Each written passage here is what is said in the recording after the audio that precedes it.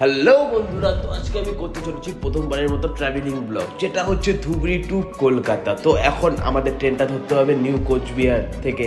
তো এখন যাচ্ছি আমরা নিউ কোচবিহার। তো আমার সাথে আছে আমার জিজু। আর চলো বেশি দেরি না করে ব্লগটা শুরু করা যাক।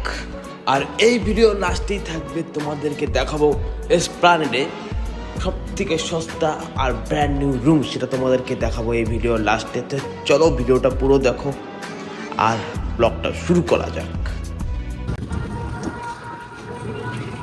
তো চলে আসলাম আমার কুচবিহার স্টেশনে। আর আমাদের ট্রেন 12:30টার সময়, আর এখন বাজে 11:30টার মতন বাজে। তো ধুবড়ি থেকে চলে আসলাম এখন স্টেশনটা দেখতে পারো। দারুণ। আজকে যেটা ব্লগটা থাকবে খুবই দারুণ থাকবে, একটা ব্লগ থাকবে ট্রাভেলিং নিয়েও থাকবে, আর শিয়ালদাতে কোথায় রুম পাওয়া যাবে সেটাও থাকবে, সেটাও তোমাদেরকে দেখাবো। চলো বেশি দেরি না করে ব্লগটা শুরু করা যাক। যারা যারা আমাকে চেনো না তাদেরকে বলে দিচ্ছি, আমার নাম হলো রিকপাল, আর তোমরা দেখছো রিকপাল ব্লগস। আর এখন আছে আমি 3 নম্বর প্ল্যাটফর্মে, এখানেই আসবে এই লাইন থেকে 2 নম্বর বা 3 নম্বর, এই দুটো প্ল্যাটফর্মেই থাকে, বেশিরভাগ 3 নম্বরে থাকে। 3 নম্বর দেখাচ্ছে এখন যদি কখন আসে। আর তারপর আসার যদি কোনো কোনো সময় 1 নম্বরও চলে আসে, আর যদি 1 নম্বর আসে তাহলে কিন্তু যেতে লাগবে। আর এখন একটু খাবো ধোসা খাবো, যেটা কোচবিহার স্টেশনে, মানে নিউ কোচবিহার স্টেশনে থেকে ফেমাস, মানে ফেমাস খাবার যদি হয় সেটা আমাদের এখানে ধোসা আছে। গাছ ওখানে ঝামেলা হয়ে গেছে দেখতে পারো। যতবারই জার্নি করি আমি কলকাতা বা কোথাও বা যাই, কোনো না কিছু ঝামেলা হতেই থাকে। এখানে একটা ঝামেলা হলো, মানে এগুলো দেখতেই পারা যায়, সবসময়গুলো হতেই থাকে এখানে। ধোসা খাবা নাকি? ধোসা খাবা? ধোসা, হ্যাঁ একটা ধোসা দাও, হ্যাঁ প্লেট।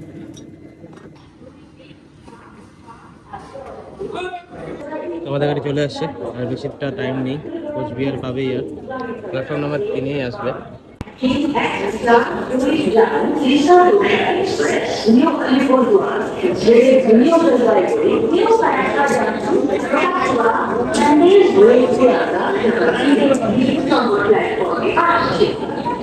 তো আমাদের কোচ নাম্বারটা হলো S2।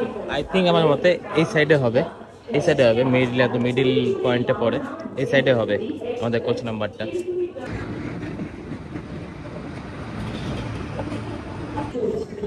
আমাদের S2 S2 S2 S2।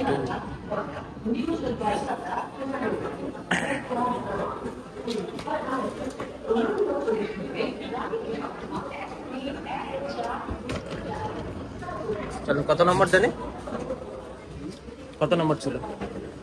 8, এটা 6, 7, 8, এই যে এটা তো 8, এই যে 8, এটা 8, হ্যাঁ। আরেকটা, আরে একটা এখানে পড়ে যায়, একটা ওদিকে, বাপরে বাপ, পুরো বন্ধ করা। তো যে সিটটা পড়ছে হলো এখানে, আর আমার সিটটা পড়ছে একদম ওই মাথায়। আর এখানে প্রবলেমটা হলো যে ওখানে এখন খাওয়াদের ট্রেনে যে খাওয়া টাওয়া দেয় কোনো মানে মাল ঢাল ওটার উপরে ওঠানো আছে। তো ভাবলাম যে এখন দুদিন এখানে থাকি, পরে যদি কেউ আসে তারপরে এক্সচেঞ্জ করানো যাবে। তারা বলবো যে যদি এই যে এই নেচারটা যদি কেউ থাকে তখন বলবো যে ওই জন্য 8 নম্বরে চলে যেতে।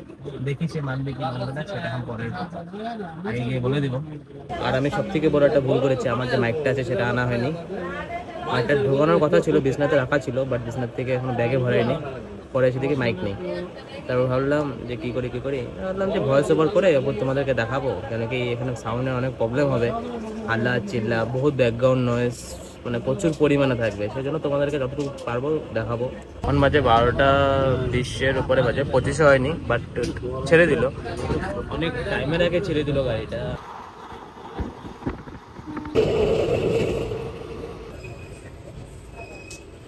একটা কথা, আমি ট্রেনের কোনো খাওয়া দাওয়া কিছু খাই না, বাজে লাগে।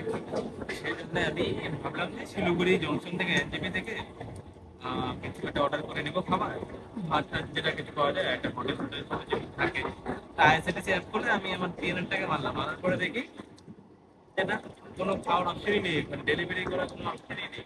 ডাইরেক্ট আছে মালদা দেয়, কোনো হোটেল যদি কোনো কিছু অনলাইন অর্ডার করা হয় সেটা মালদা ডাইরেক্ট, আদার্স কোনো আর কোনো টাউন নেই। তো প্রবলেম হয়ে গেল, কিছু খাবার অর্ডার করতে লাগবে, শিলিগুড়ি কিছু খাওয়া পাওয়া যায় নাকি। এটা ট্রেনের খাওয়া খাবো না, আমি ট্রেনের খাওয়া খাবো না।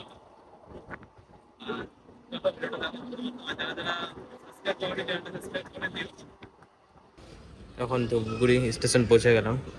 আর বন্ধুরা এই ট্রেনে স্টপেজ কিন্তু প্রচুর পরিমাণে। হ্যাঁ, ট্রেনটা পাওয়া যায় যখন অসুবিধা পড়ে, অন্য ট্রেন পাওয়া যায় না, তখন এই ট্রেনের টিকিটটা পাওয়া যায়, কিন্তু এটা স্টপেজ কিন্তু প্রচুর পরিমাণে। এই ট্রেনের প্রবলেম একটাই যে এই ট্রেনে মানে কি বলবো, এতটা স্টপেজ আছে, তার মধ্যে আবার ক্রসিংও দাঁড়িয়ে পড়েছে। আবার স্টেশনের নামটা হলো তোমার হলো আলতাগ্রাম। আলতাগ্রাম স্টেশনে এখন দাঁড়িয়ে পড়েছে, প্ল্যাটফর্মে দাঁড়িয়ে মাঝ যে ট্র্যাকটা আছে মাঝ ট্র্যাকে দাঁড়িয়ে আছে। মানে এর জন্য খুব ইরিটেট লাগে এই ট্রেনে। আর খিদাও পেয়েছে, দেখি শিলিগুড়ি গিয়ে মানে এনজেপিতে গিয়ে কি পাওয়া যায় সেটা খাবো কিছু একটা হালকা করে। একদম টাটকা রাত্রে তৈরি। এখানে দুটো কালাগান আর দুটো মিষ্টি নিলাম। না না, এখান থেকে নাও, দুটো নাও, দুটো নাও, মিষ্টি নাও, এক প্লেট দিন। ভালো দেখে দিন। ভালো কথা, শরীর ভালো, কোনো কাজ না।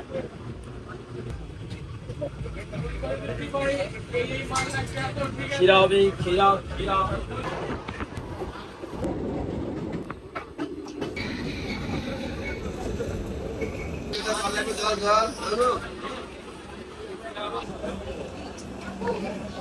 এখানে খাওয়ানোর জন্য কোনো কিছু বলা যাচ্ছে না যে কি করবো না বলবো।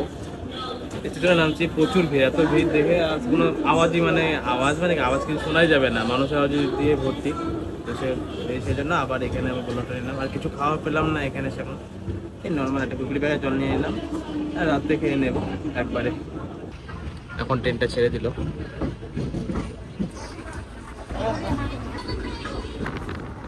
এখন ক্রসিংয়ে দাঁড়িয়ে পড়লাম, আর এখন টাইম হচ্ছে 5:20 বাজে।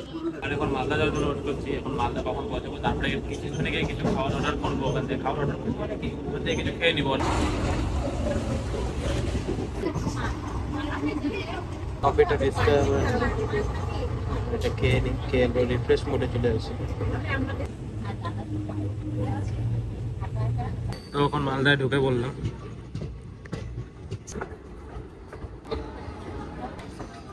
এখানে দেখছি এখন কোথায় খাওয়া পাওয়া যায়, সেখান থেকে নেব। বেশি দেরি হবে না, সামনে পাওয়া যাবে। এখন খাবার খুঁজতে যাচ্ছে, এখন কোথায় পাবো না পাবো ভালো খাবার। একটা দোকান ছিল ওখানে, সেটা 1 নম্বর প্ল্যাটফর্মে আছে। আর আমাদের ট্রেন তো থামছে 3 নম্বর প্ল্যাটফর্মে, তো এখানে কিছু নেই সেমন। আমি কি দেখবো কি পাওয়া যায় না পাওয়া যায়, দেখি। ডিম নেই। হ্যাঁ হ্যাঁ, চিকেন একটা বিরিয়ানি নিয়ে নাও। চিকেন তো নিয়ে নিলাম, এক বিরিয়ানি, চিকেন বিরিয়ানি। জানি না খেতে কেমন হবে, দেখি গিয়ে খুলে দেখি, খাওয়ার পর টেস্ট করছি। এখন মালদা স্টেশন ছেড়ে দিল, আর একটু পরে আমাদের খাওয়াটা খাবো। ওখানে রাখা আছে একটু পরে খাওয়া স্টার্ট করবো। আর এখন বেশি টাইম হয়নি, এখন 7:49 হচ্ছে, 9টার সময় খেয়ে নেবো।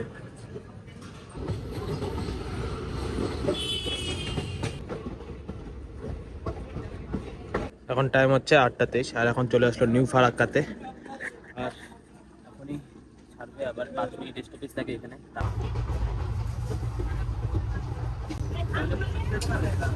তো আমাদের খাওয়া দাওয়া কমপ্লিট হয়ে গেলো, আর এখন দেখা হচ্ছে কালকে সকালে।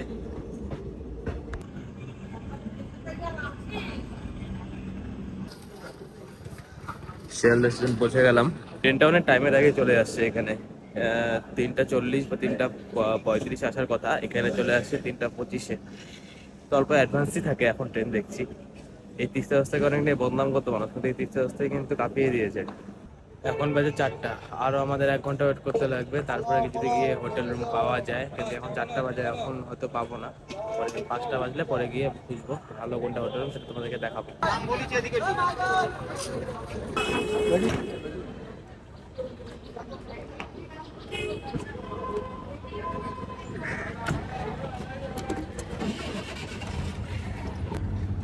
তখন আমি মানে ট্যাক্সি নিয়ে নিলাম। তো এখানে ট্যাক্সি করে ধর্মতলা যাবো, ধর্মতলায় গিয়ে রুম নেবো। তো ভাবলাম যে এখানে রুমটা না নিয়ে ধর্মতলা রুমটা নিই, কিন্তু আমাদের কাজটা ওখানেই।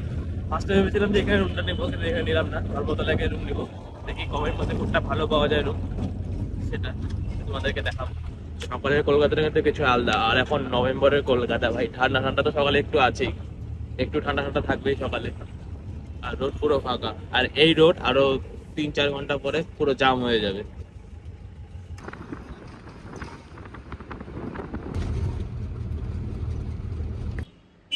তখন চলে আসছি মির্জা গালিব স্ট্রিটে।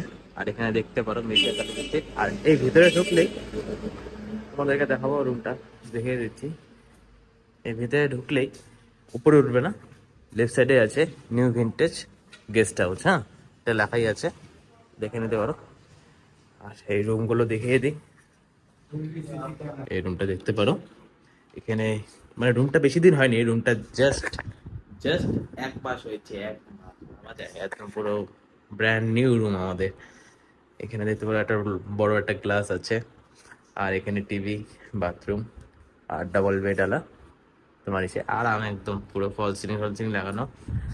আর প্রাইসটা শুনে তোমরা অবাক হয়ে যাবে, শুধুমাত্র 1100 নিয়েছে আমাদের থেকে। 1100, 1100 মধ্যে এত সুন্দর একটা room। সত্যি বলতে গেলে স্যাটিসফাই। আর কি লাগে, ভালো হয়েছে। তো আজকের জন্য ব্লগটা এতটুকুই, দেখা হচ্ছে নেক্সট ব্লগে।